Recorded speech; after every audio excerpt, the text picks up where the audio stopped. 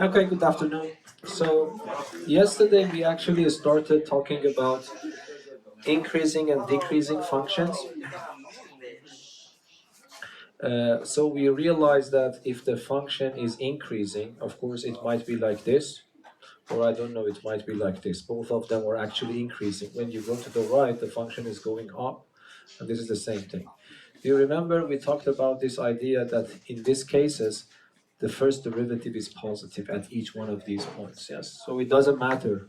Why is that? I want you to understand the geometry behind it. So why this was the case, do you remember? Why, for example, at all these points, the derivative is positive? Because I want you, because there are many of these things coming in this chapter. If you don't have this geometry picture in head, then you might easily forget about that. Yes? Positive, yeah? So it doesn't matter if it is in this form.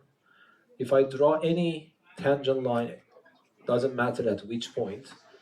They, of course, are different. There are different slopes, but all of them are positive. In this case, and even in that case.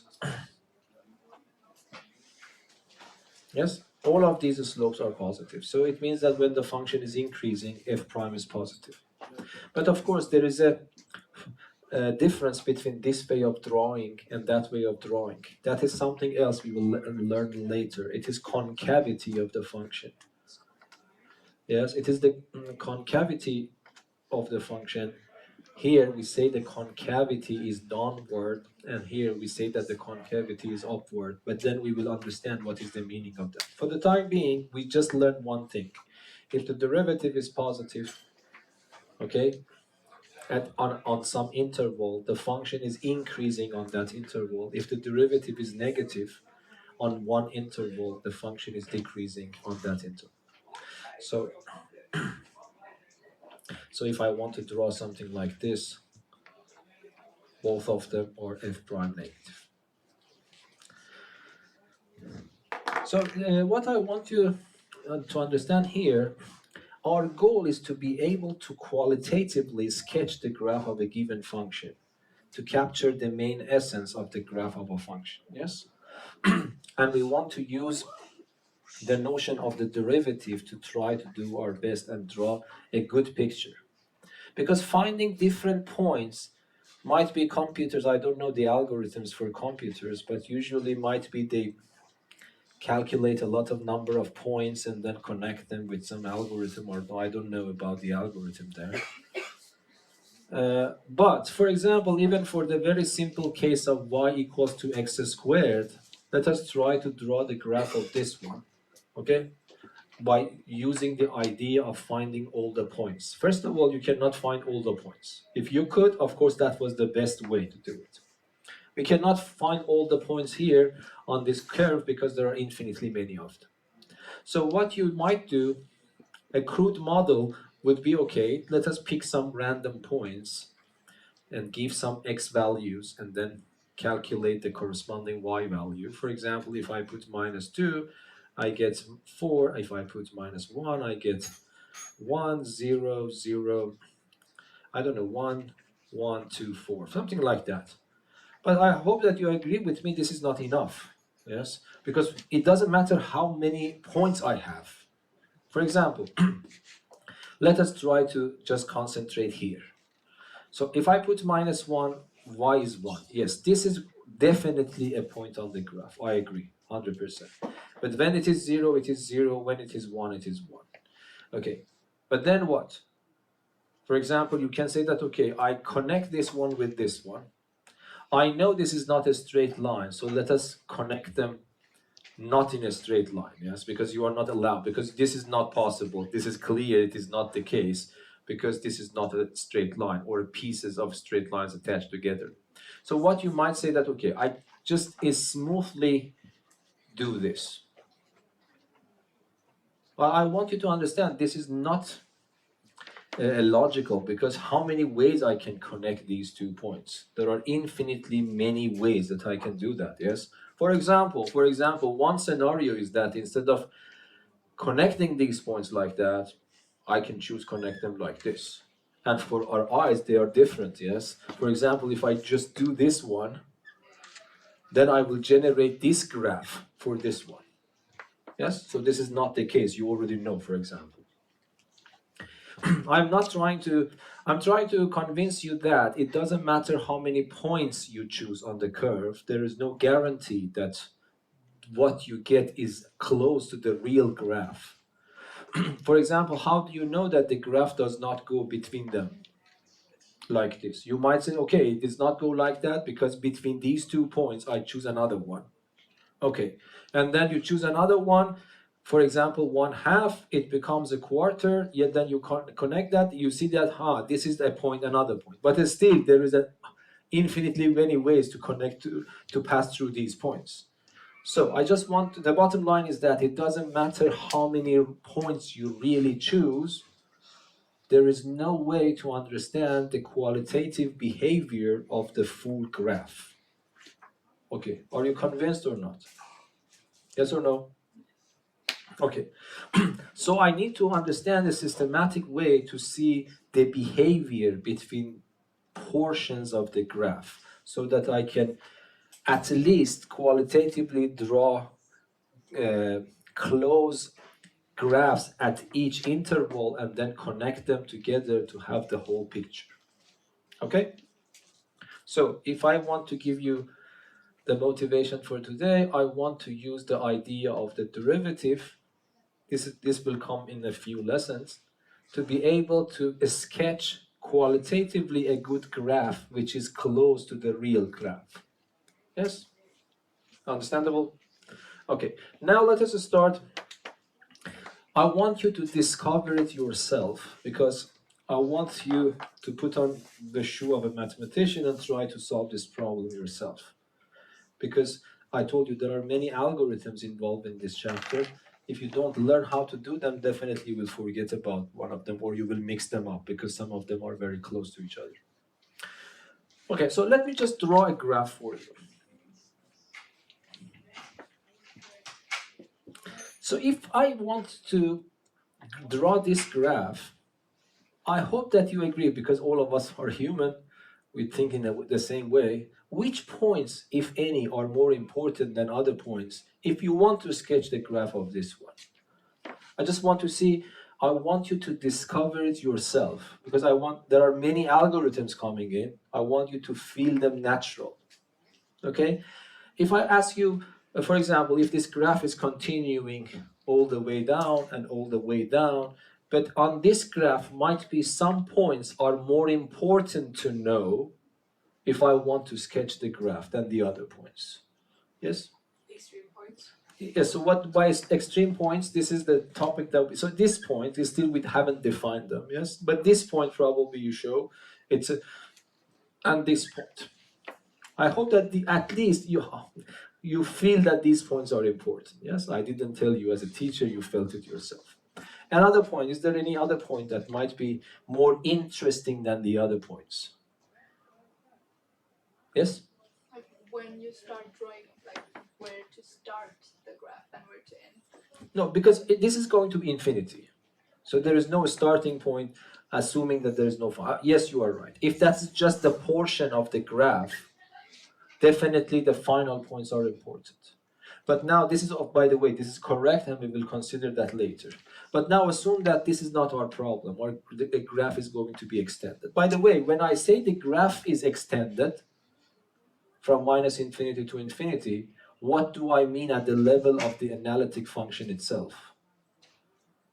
How can you see by looking at the formula of the function that the graph will be extended from minus infinity to infinity?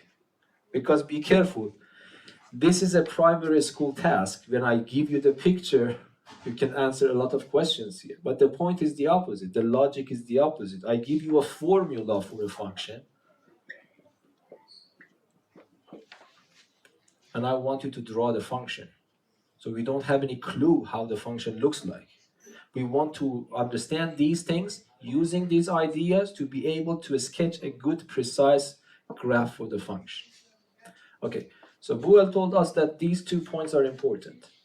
But then you talked about these finite points, which will be important. But I want you to tell me what is the difference between this function, which starts somewhere, ends somewhere, and this function that continues forever.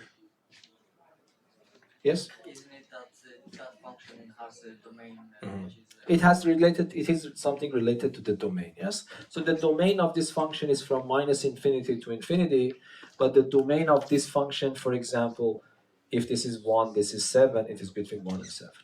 We'll also talk about this later. Okay, but again, for this graph that continues forever, these 2 points, hopefully you understand, that are important. Yes? There is another point which is also important. It is less obvious, but it is, yes? The midpoint between Yeah, midpoint, something like this, yes? Yes, how did you feel that this is important? I guess if you went through that, it's much it just feels intuitive. Yeah, because that's what I'm saying. That is, we are humans, so we more or less think the same way. So that is important. But why? Yes? Some important behavior changes. Do you remember why this is a bad picture? So if I draw this picture for y equals to x squared, I am not 100% wrong, but you don't buy it from me because that's not the graph of that function, yes? Why do you think that is the case? Because in the real picture, I have to connect them in this way, but in this one, I have connect them in that way. So just this one and this one differs to your eyes, yes? This is, we will see that it is concave up. It's like a normal bowl. And this one is concave down. It is just a normal down. And this point is exactly that threshold. If you visualize it in this way, before this point, it is concave down. It is like an upside down bowl. But immediately after this threshold, it becomes a normal bowl, yes? And this is like the human language, that point is called an inflection point. So you can say an inflection point in history, that's more or less the same thing. So this is the inflection point.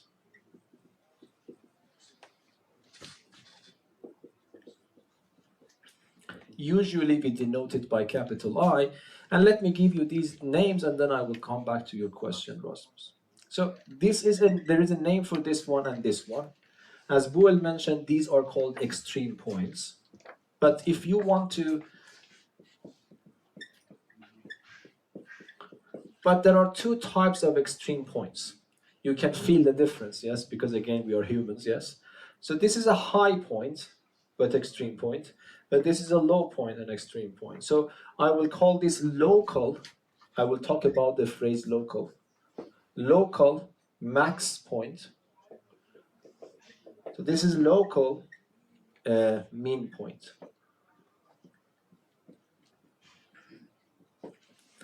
Okay. If I don't care the adjective max mean, I say extreme, local extreme point.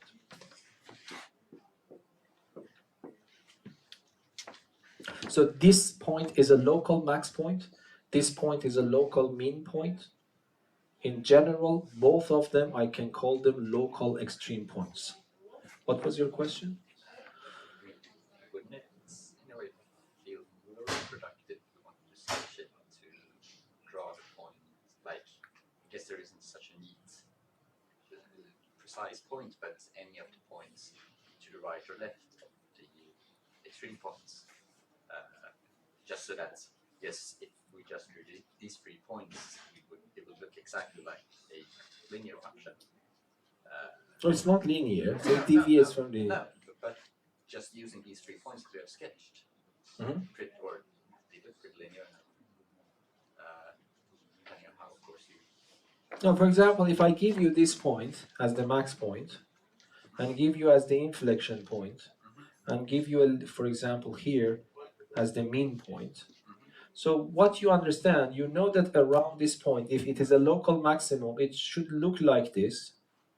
Here, we don't know exactly, but I know that this is an inflection point. So it means that if this is the tangent line here should be on top, but suddenly here, the tangent line should be under.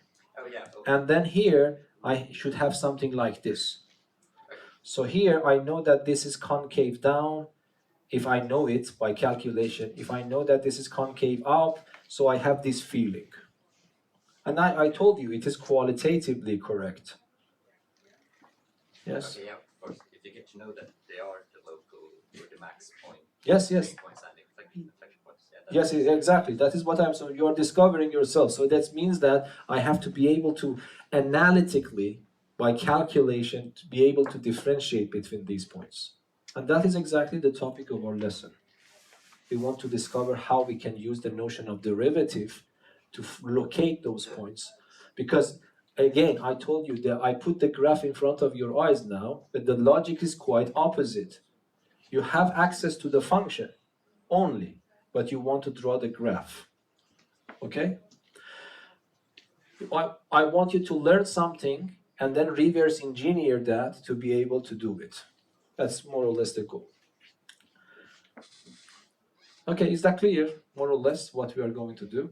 Okay, so today we want to find these points. We want to see that how can we find these points if I give you the graph, it's a primary school task. You just show them to me.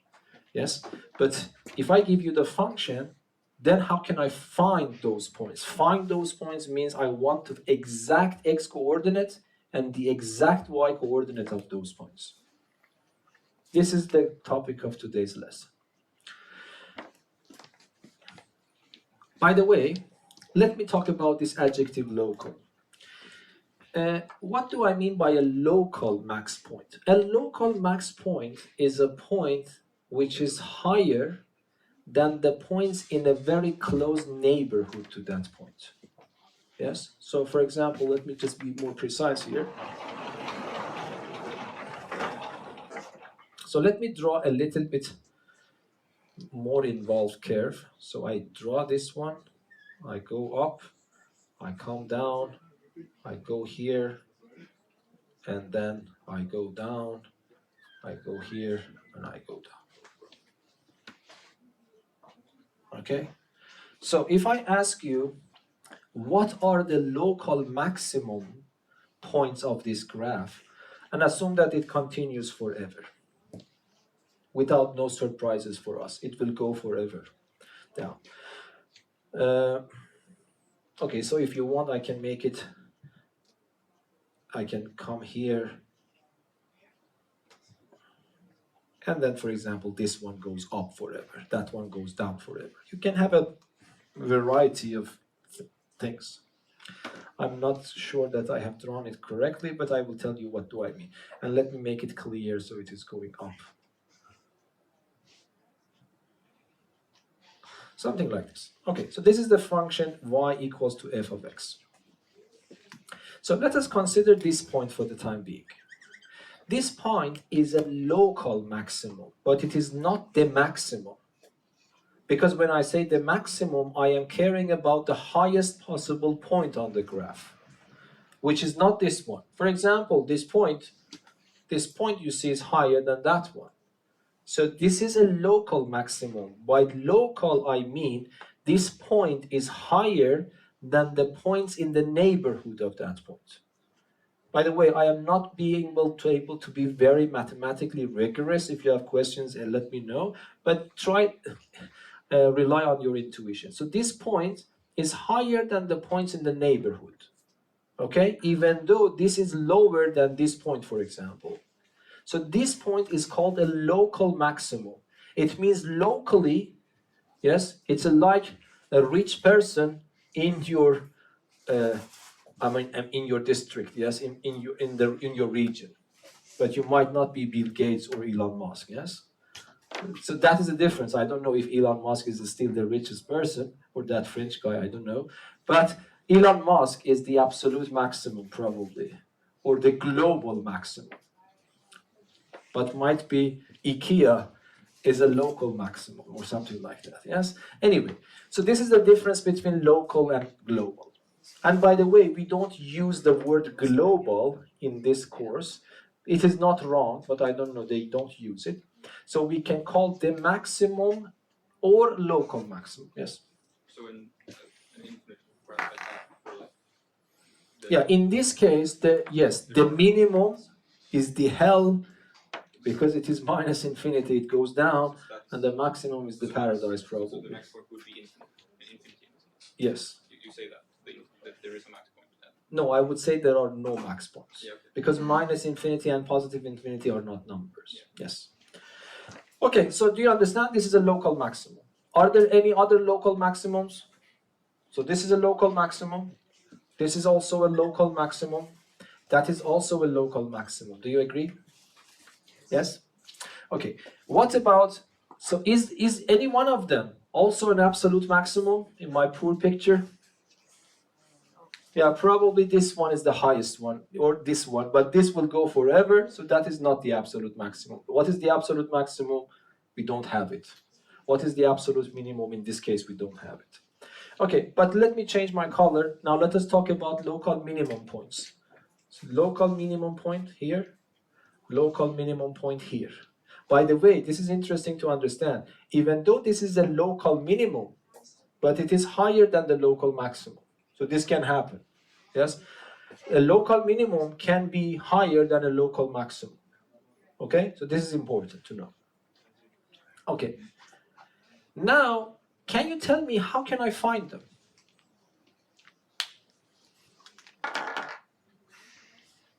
To understand this question, answer me this question. Can you tell me what they have in common?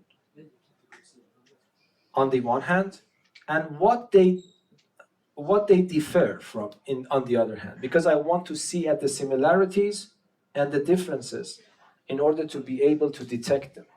So please answer this question. What is the similarity for all these 4 points? Yes? That the k value either goes from positive to negative or from negative to positive. No, that is not similarity. Yes? You are getting close, but you jumped ahead a little bit. But my question is that, is there any similarity between this point and that point and this point and this point, these 4 points together? All of them have one property in common. Yes? Shouldn't the k value be 0? Why? Because it becomes like Yeah, the tangent line are horizontal in all of them. Yes?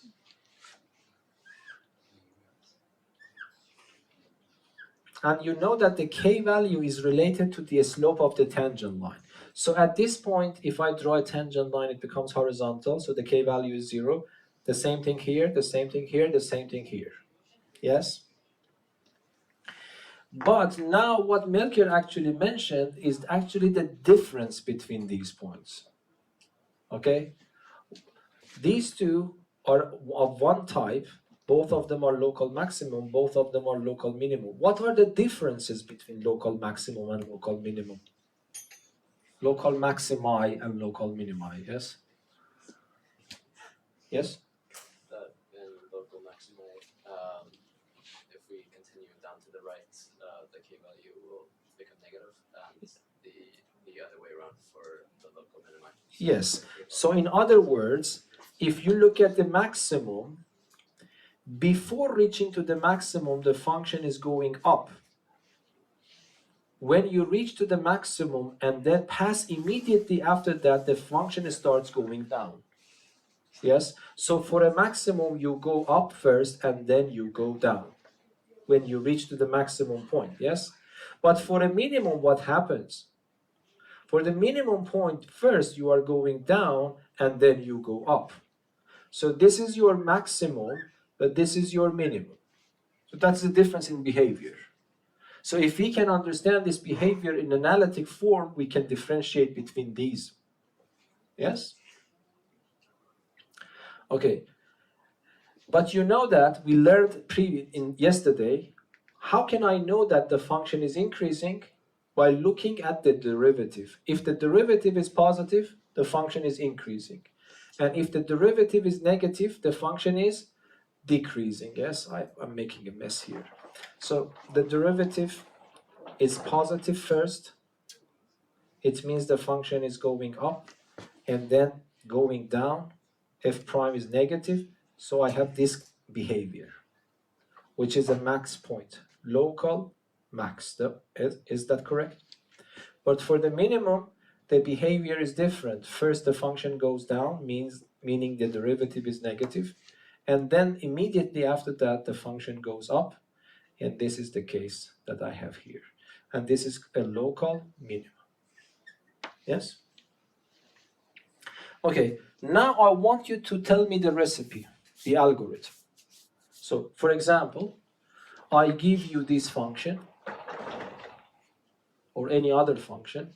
You tell me how should I do this in practice so that I can reach to the exact values. Yes, Rasmus? Take the root of the derivative. The first step, you tell me take the derivative. Yes? This is, we want to write an algorithm. And yes. And Take the derivative. and then you equate it to 0 and solve Why this is important? to find the roots. To find the roots, because it will be a candidate of these points. Yes, because local minimi or maximi are the points where the k value is 0. It means that first derivative is 0. So it means that I take the first derivative and then equate it to 0. I get a bunch of numbers in principle. But the problem is not solved yet, because I don't know which of them is related to a local max and which of them is related to a local min. So do you understand that? Yeah. This is still need to be addressed. And unfortunately, we cannot check the number to see which one is higher, which one is lower. Yes, because I told you that even though this is a local minimum, it is still higher than a local maximum. So by plugging the numbers in some certain situations I will be able to detect that. But in general, it is not possible to put the number in to see which one generates the higher value, say that this is the local maximum. Because you see in this picture, this is not true. Okay? Yes? Take the second order derivative. No, we will come to that, yes. But forget about that for the time being. Okay. Okay, so we take the derivative. So let me just do it here for one function to understand it better. So I write a function here, f of x. X to the power of 3 minus 2x squared. And then I have plus x. Yes, that's good. We want to find, the question is that I give you this function, I ask you to find the local minimi and maximi of this function, and then I want you to determine the nature of them. What do I mean? I want you to tell me which one, if any, is max point, which one, if any, is the mean point. So that is a very simple algorithmic problem, so you just follow the recipe. But my point is that if you don't learn about this, because there are many algorithms of this type in this chapter, you will mix them up. Okay, so tell me practically what to do. As Rasmus mentioned, the first step is to take the derivative. And the answer is 3x squared minus 4x plus 1. Yes? Then I put the derivative equal to 0. What is the reason? Because I want to see at which point the tangent is horizontal, meaning the slope is 0. So I put this equal to 0, and then try to solve this equation. And this is a quadratic equation. I use ABC formula because in PQ I have to divide by 3.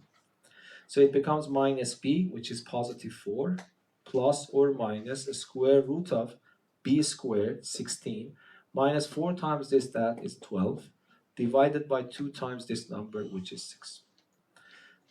16 minus 12, 4, square root of 4 is 2. And then I get 2 answers. 4 plus 2 divided by 6 is 1. And the other one is 4 minus 2 divided by, that is 1/3 if you simplify that.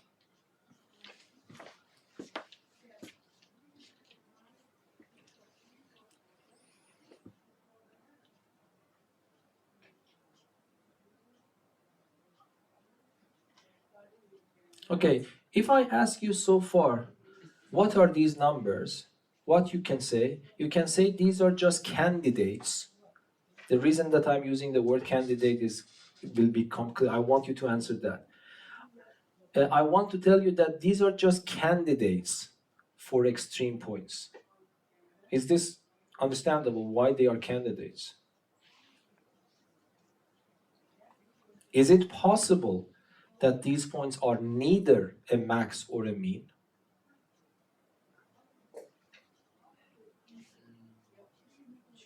This is why I am using the word candidate. These are, I want you to understand, these are candidates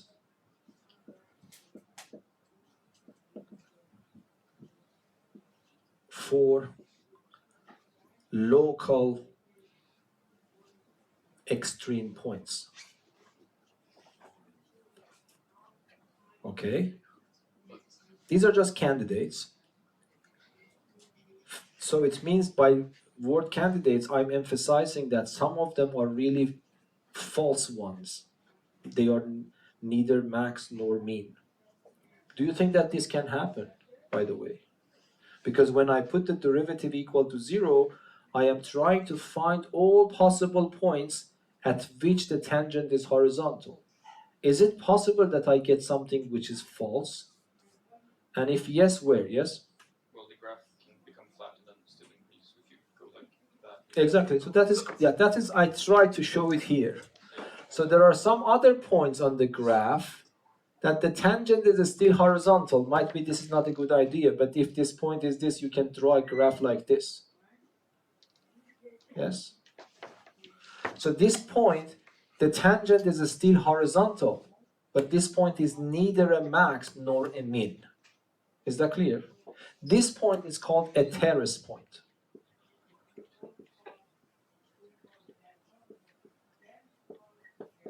Yes? But the terrace points can be in different ways, yes? So the terrace point can also be something like this. The graph comes here and then goes after that like this. Yes? So the problem is becoming a little bit even harder. So I just put the derivative equal to 0 and I got these two numbers. But then what are the possibilities in front of me? Let us, for example, check this one. This point corresponds to either a max or a mean, but unfortunately, or a terrace point. Okay, so the problem was not that simple as we imagined first. Yes? Again, let me repeat. If I tell you what this is, you will tell me this is just a candidate for either a max or a mean or a terrace point. So the plot thickens actually, the problem becomes a little bit harder. So how can I differentiate then which one is a terrace point? So again, according to what you said, there is a difference between this point, and max or mean. What is the difference in behavior? Yes? For example, this one?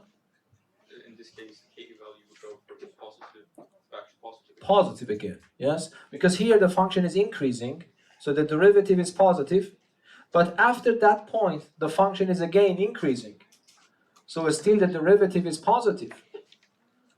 In this case, the function is decreasing, so the derivative is negative. After that, the derivative is also negative. But look, the behavior in local extreme points are different. Here, it is positive then negative, or here it is negative then positive. But for a terrace point, either both of them are negative negative or positive positive. So still the problem is not hard. So even though I got these 2 points, I know that they are 3 different types. They might be 3 different types. We need to understand them. So what we need to do, there is something that we can understand. So what can you tell me what I'm supposed to do now? Because I know what the problem is, I want to solve it. So how can I continue from now? For example, if you don't mind, let me just draw the x-axis only. This is your x-axis.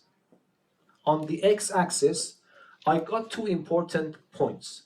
One point is 1/3, because 1/3 is smaller, I put it on the left, and 1 point is 1. Okay? Okay, so can you tell me what to do now?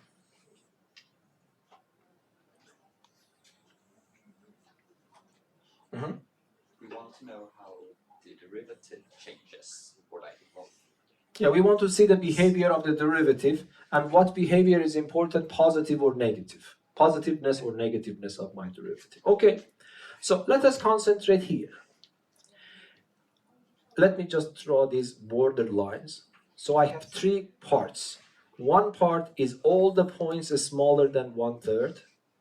Another part is the points between 1/3 and 1. Another point is all the points after 1. Yes?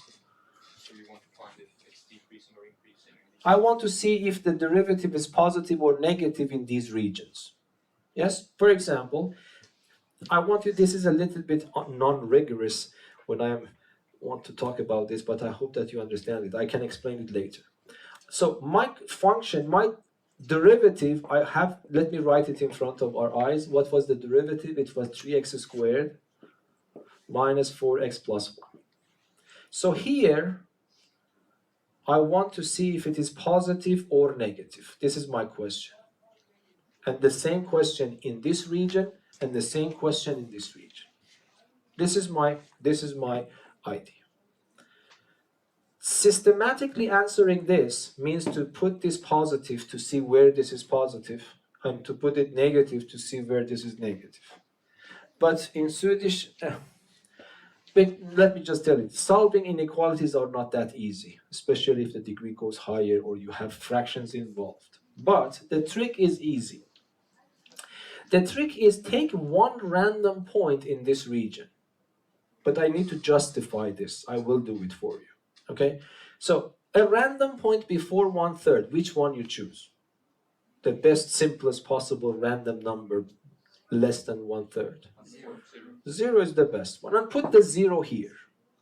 Okay? It doesn't matter which number you choose, but I have to justify this sentence. It doesn't matter. Okay? So I choose 0 here, and I calculate my derivative for 0. What do I get? 0, 0, 1. Is it positive or negative? Positive. Be sure that it is always positive. But I checked it only for one single point. I will justify that later. Okay? Now go in this region. Just choose another random point. Which one you prefer? This is a fraction, unfriendly number, but which one you choose? Tell me something. Between 1/3 and 1. 2/3. I think this is the only come to my mind as well. So f prime 2/3. I calculate that. You don't need to care about the exact calculation. You just need to convince yourself it is positive or negative. But let us see. Sometimes we have to calculate. So this 1 to power 2, it is 4/9 minus 4 times 2/3 plus 1. So this becomes 3 and 3 are cancelled. So it is 4/3 minus 8/3 plus 1. Is it positive or negative? It's negative, yes? It's negative. So this, then again, I only checked one single point. I am claiming, don't worry, it is always negative. It means that it doesn't matter which random point you choose, all the points you choose and put them here, it turns out to be negative. I will justify this later. Okay, and then do the same thing here. What happens? Pick a random point after 1, say 2, and calculate the derivative for 2. What is the answer? So it becomes 3 times 4 minus 4 times 2 plus 1. This time it becomes positive. Yes? Okay, now here the derivative is positive. So it means the function increases. Between these two, the derivative is negative, so the function decreases. And after 1, the derivative is positive, so the function is increasing. So now immediately you realize this point corresponds to what? Increasing, then decreasing. So it's a max point. It's a local max point, corresponding to a local max point. And here you have decreasing and then increasing. So this 1 corresponds to a local mean point.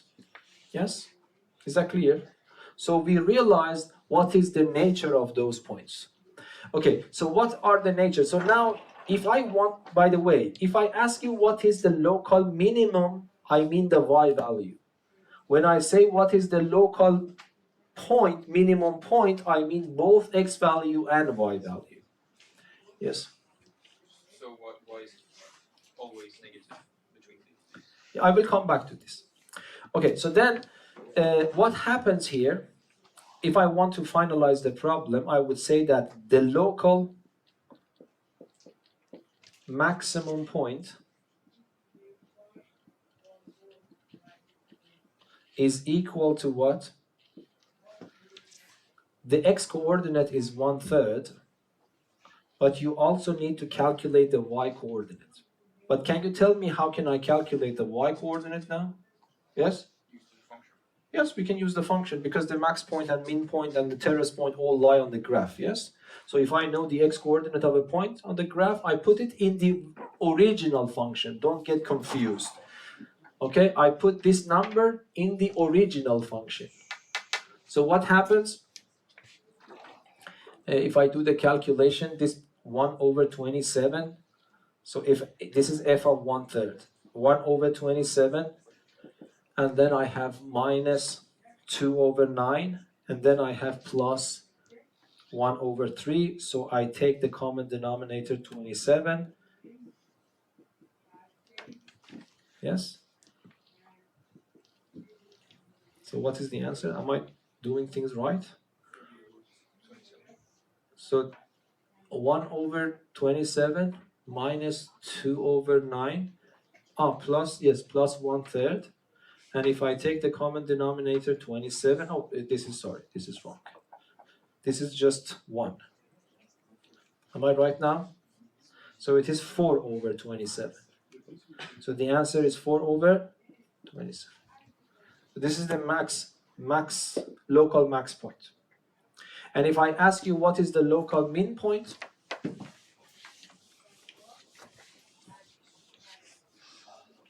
what is the local min point? You would say the local min point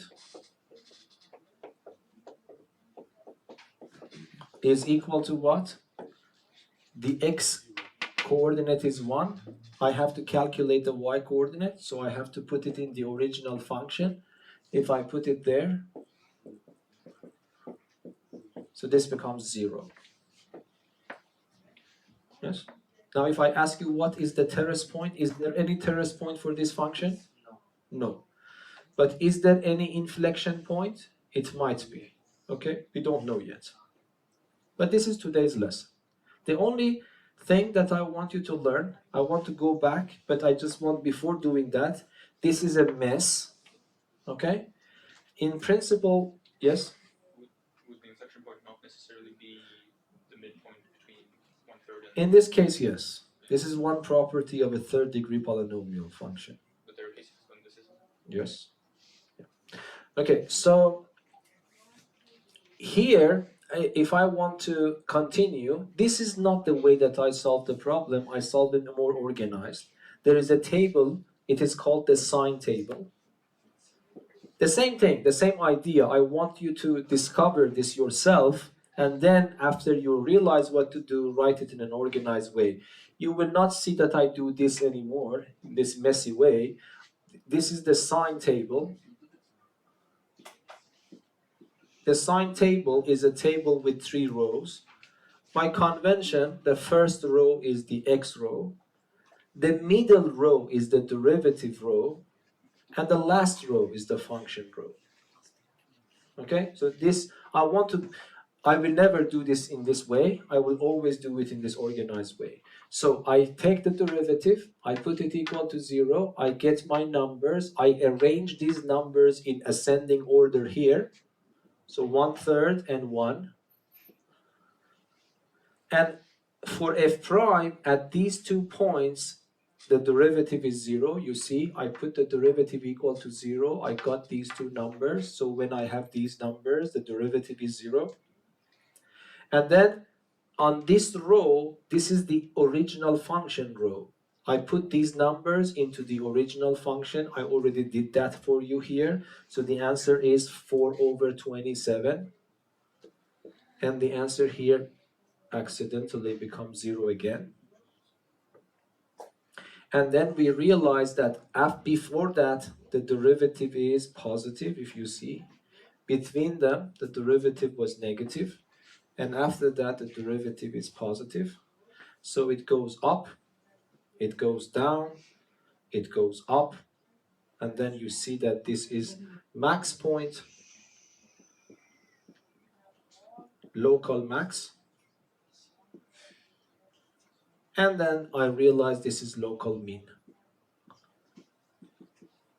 So from now on, I will write them systematically like this. So the solution would be this column. Yes?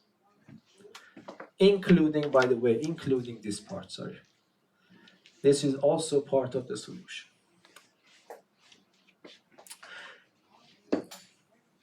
I try to, you understand this. I mean that more or less you discovered it yourself. So I just want to show you that this is really natural. If you really want to do it, you discover it again, as mathematicians have already done. Okay, there is one single point. It is not mentioned in your book. This is the way that they do it, but I need to justify this step. Yes, because I told you just pick a random point and then check it if it is positive or negative. And then if it is positive, be sure it will remain positive with other points. And if it is negative, it remains negative all the time. Why do you think this is justifiable? It is not always, by the way, justifiable, and it is not always correct. That's what I'm saying. So be careful. This is not always correct. It is this kind of argument is correct under one essential property. And what is that property? Just name one property. The derivative is 0? Or I don't know what. No, that is not what I mean. That the function is continuous, Yes. Not the function or the curve, like, or that the derivative is continuous. Yes. So the continuity is important. Why? Because if I am below the x-axis, if I am on the negative part for y, and I give you the pen and I tell you that go from this point to that point continuously, so you are not allowed to raise your pen and put it back, then it is inevitable. You have to cut the x-axis at some point. Yes, is that clear? Okay, so when I go from here to here, I have to cut it. Okay, but now look, the derivative function here is this function. Is this function continuous or not? Is the function f prime continuous or not? It is, because it's a polynomial. Polynomials are always continuous. Okay, so let us try to understand this. I don't want to draw the graph of f prime for you, but you know that the graph of f prime is a parabola because the second degree, and f prime of 0 is 1. So it means that if x is 0, the derivative is 1. So here we have this one. This is 1 point. And that is a parabola. I don't even know how it works, okay? But you know that this has 2 roots. So, no, I don't want to explain it too much. I don't want to be very, I don't want to spend so much time because this is simple. Now, if this function is continuous and it has 2 roots, this is guaranteed. This function has only 2 zeros. One here and one there, yes? So I have 2 zeros. One of them is 1/3, one of them is 1. This function has 2 zeros.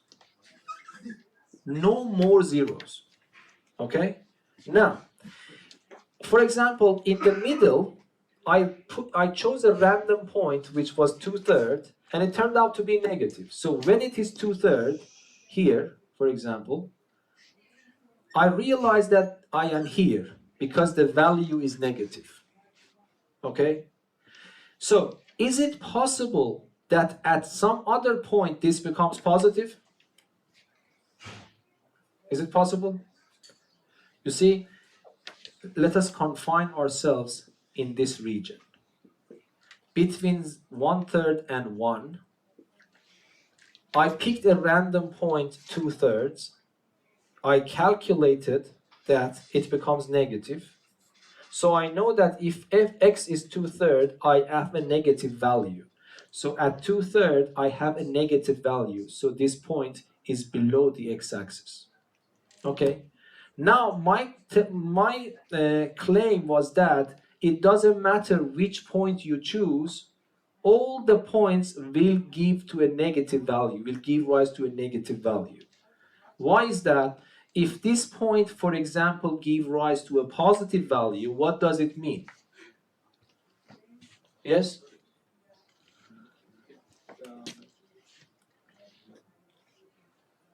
Yes? That has to be like Another root. Yes, because this function is continuous, so the curve of this function is one piece. And then if you go from here to here, then you have to cut this at another point. It means that your function should have another 0. But this function does not have any other zeros because this function has only 2 zeros. Do you understand what's going on or not? Yes? Yes? So what I'm telling you, so this is now justified. But justified only for the functions whose derivatives at that region is continuous. Yes? If the function is not continuous, there is no guarantee that I am here below the x-axis, I can come up to here, stop, raise my pen, and go here. There is no intersection. Yes? But if I have a function whose derivative at that region is continuous, this method always works. You pick a random point and rely on the sign for that one single point. Yes? If you don't understand it, ask me, do it once more. Is that clear or not? Yes? Okay, so everything is more or less now rigorous. Is that clear? Yes. But if you're using the sign table, Yes? you still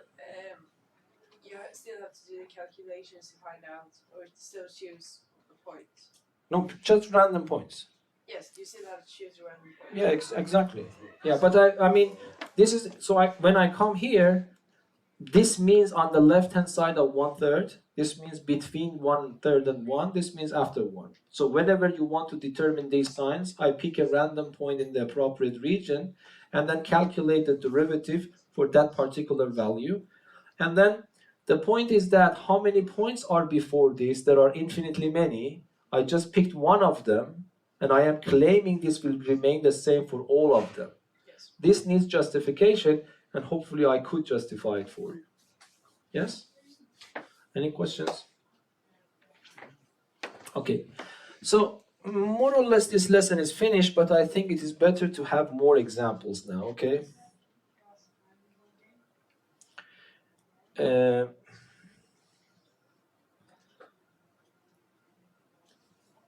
I don't know, because is there any other type? So I can find a good example, otherwise I have to construct it myself.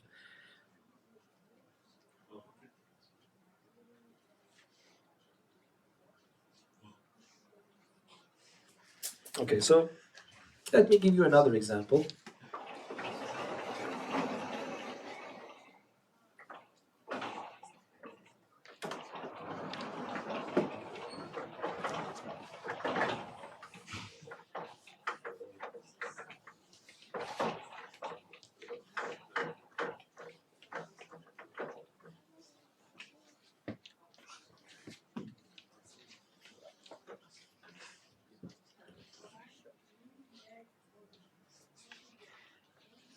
Let me think a little.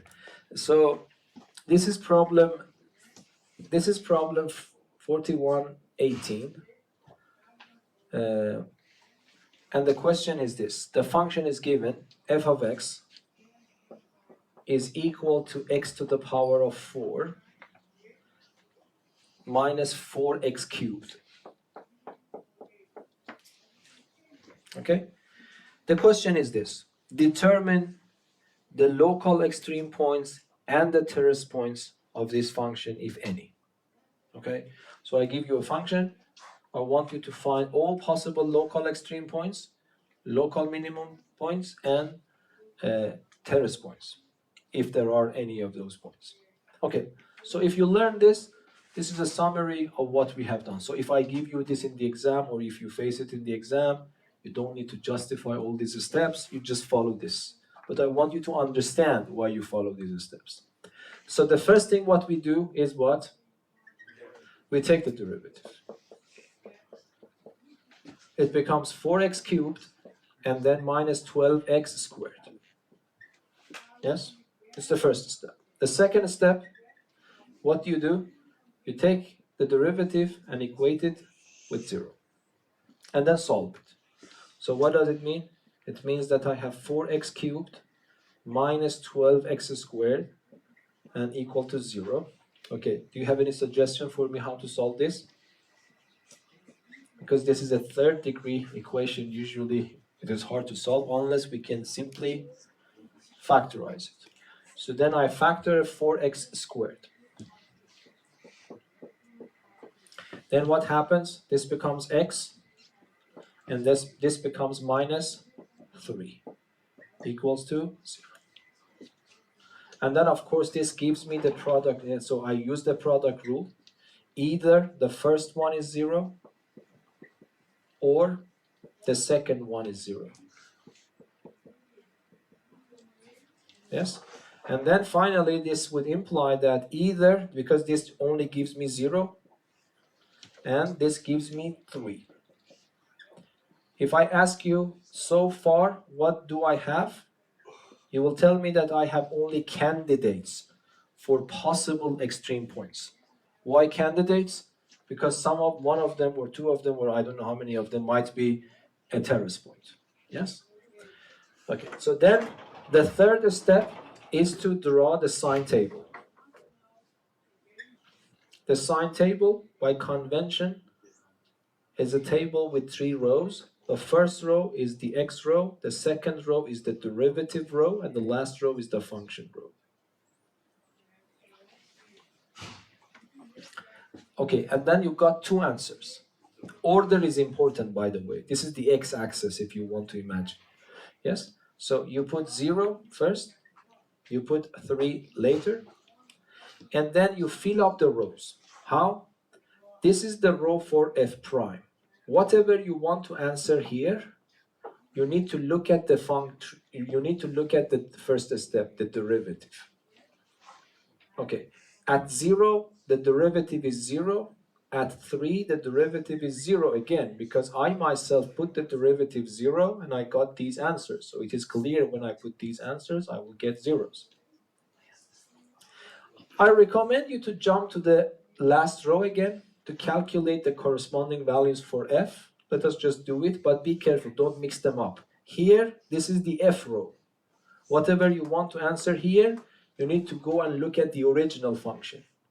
Okay, I take 0 and put it here. What is the answer? Coincidentally 0 again. I take 3 and put it here. What is the answer? It is 3 to power 4, 81. This is how much? Oh, it's also 81? Is that possible? No, that is, no, it is 108. Yes? Am I right? 3 to power 327, 4. Yes, that is this one. So it becomes negative 27. So this is negative 27. Okay, so now here you want to see if it is positive or negative. You pick a random point in this region. This region means smaller than 0. The best choice might be is what? You go, for example, to scratch work. I pick -1. But be careful, don't get confused. You want to answer something about f prime. So you have to go to f prime. I pick -1 and put it in f prime. What is the answer? It becomes -4, -12. Definitely it is negative. Yes? And then between 0 and 3, the best choice is probably 1. You go to scratch work, I myself made a mistake or not? Don't get confused. You should go to f prime. Did I do it correctly? I picked -1 and put it here. Yeah, that's correct. Then I go here, 1. I put it here. It becomes 4 minus 12 again. So it becomes -8. So it is again minus. Be careful about, because that is the important part. So this minus, the next one is also minus. And then I go after 3. After 3, I choose a random point, for example, 4, and again put it here. 4 times that is 256, and then I put that there. What is that number? 192? It's positive. Yes. And now what happens? Here, it's negative, so it is decreasing. Again, it is decreasing. So I have a fake one here. It's not a maximum or minimum, yes? So then I have this one. So this point 0, x coordinate, and y coordinate, 0 and 0. What type of point is the origin for this function? Yes? A terrace. It's a terrace point. Of which type? This type or that type? First one. The first one. Because it is going down and again down. Yes? So it is the terrace point.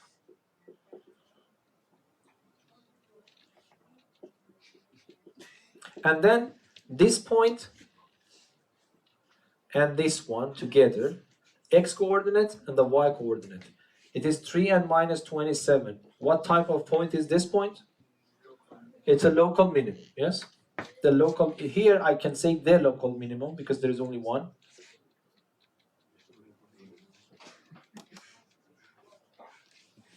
Yes?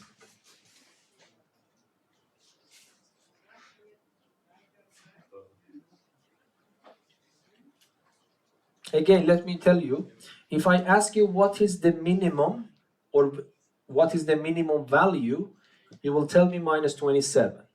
If I ask you where this local minimum occurs, you would say me x equals to 3. If I ask you what is the local minimum point, then I mean both x and y coordinates.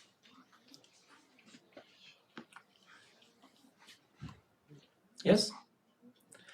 Okay, even though this is not part of this lesson, but let us use this table to sketch the graph of this function roughly.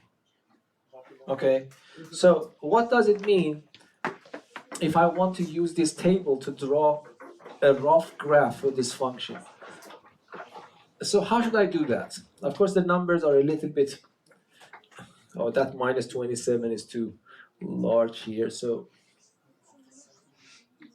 I just want to sketch something for you. So the points that are important here for us are x, 0, and 3. So here x is 0, here, for example, x is 3. So I do not do the scaling the same because this -27 will be very down, yes? So y coordinates are 0. So this point, sorry, this point is 0, 0. I made a mistake. So this is 0, 0. But this is 3 and -27. So 3 here. So assume that here is -27. So assume that here is -27. Yes? Okay. And then what type of this point is this? This is a terrace point like this. So you need to draw some guidance for yourself in your head. So this is the behavior of my function around this point. And this point is a local minimum point. So it means that this is the behavior of my local minimum, yes? Do you expect any other odd behavior of this function? No, because there are only 2 points, yes? So you shouldn't get any kinds of surprises. First of all, you get this feeling that this goes like this. And definitely it will go up, and here it will go up. Okay, do you think it will start doing some surprises for us? No, because there are no other points, so it will continue. So this will go up, and this will go up. This is a sketch of my graph. So the important part of the graph I was able to detect, of course GeoGebra will draw a better picture for me, but if I see this part of my screen, I am sure that is it. Let us just do it with GeoGebra and then the lesson will be finalized. By the way, what I wanted to tell you is that, do you realize that that problem that I started, I was not sure how to connect points together because I have infinitely many ways of connecting. Now it's more or less resolved, yes? I do not have any kind of, I do not expect any kind of surprises. And that is the notion of derivative actually helping. So let me now do GeoGebra. Okay. So in GeoGebra, I typed that function. What was the function? X to the power of 4. So let me write y equals to x to the power of 4 and then minus 4x cubed. Yes? And that's the function that I get here. So yeah, that's more or less the same behavior. And you expect to have it at minus 27, exactly. Yes? That's what we calculated. Of course, you can rescale them to the graph looks better, but that is up to you. But if I, how should I rescale? For example, I can increase this, I think, yes. Yes, and I can make this a little bit. I know it's more beautiful, yes. So by changing the scaling, yes. So here is this one, but it is important to realize we are really able to capture all the cases except this one. You see, the 0.4. This is why, because I didn't care about that, because that was not my concern, usually it is better to find the intersection point of the curve with the x and y axes, if possible. It is not always possible, because if I wanted to find this point exactly, can you tell me how should I do that? This is not the information we include in the table. But if my goal is to sketch the graph, it doesn't hurt if I add some additional point in my table. But this is usually not easy, because if you want to find this point exactly, you have to solve equation, yes? You have to put your equation, the function equal to 0. And usually it might be a complicated equation, so there is no guarantee that I can solve that. But finding the intersection point with the y-axis is always easy. Why? Because you just put x equal to 0 in your function and find y. In this case, it is already done, because if I put 0, I get 0. So this is not something interesting. I already had that point by coincidence. Yes, but here in this case it is easy, because then I can factor x3 out, and then either x is equal to 0 or x is equal to 4. X is equal to 0 is that point, x is equal to 4 is definitely that point. But we don't care that much about this behavior, because this relies on our scaling calculations, and sometimes it is not possible. Okay, any questions? So actually, I think hopefully you agree with me that we did great, yes? We were able to predict the behavior of this function. Okay? But this drawing the graph is not part of your lesson yet. You need to understand. By the way, let me give this a name. I don't know if the book has given the name or not, but this recipe is called the first derivative test. The first derivative, let me put them with hyphen. First derivative is just a name. Test. Okay? Because there is another test, it's called the second derivative test. We will also learn about that. But this recipe that we just introduced here is under the title of the first derivative test if you want to continue for detecting the local extreme points. Okay, any questions? Thank you.